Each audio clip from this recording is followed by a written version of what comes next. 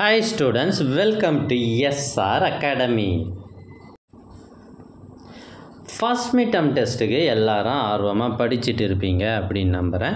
அதுவும் 10th standard மேத்தமெட்டிக்ஸ்னால் எது முக்கியமான கொஷின் பேட்டர்ன் என்ன, கம்பல்சரி கொஷின் எப்படி வரும் அப்படின்றதெல்லாம் நீங்கள் நல்லா தெரிஞ்சுக்கிட்டு போய் எக்ஸாம் எழுதுங்க. அப்போ தான் நிறைய மார்க் எடுப்பீங்க. இப்போ நீங்கள் பார்த்துட்டு இருக்கிறது 2024 நடைபெற்ற ஒரு மாவட்டத்தில் நடைபெற்ற ஒரிஜினல் கொஷின் பேப்பர் தான் பார்த்துட்டு இருக்கீங்க.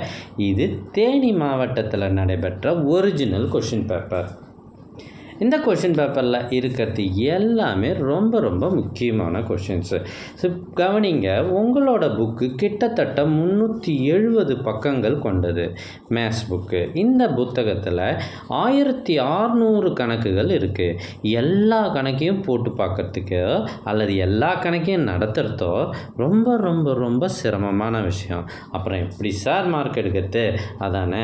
ஆனால் 10th ஸ்டாண்டர்ட் மேத்தமெட்டிக்ஸை பொறுத்த வரைக்கும் ரிப்பீட்டட் கொஷின்ஸ் இருக்குது. ஃபார் எக்ஸாம்பிள், இப்போ நீங்கள் பார்க்குற 15th question A intersection B cross B intersection Dன்றது ரிப்பீட்டட் கொஷின்.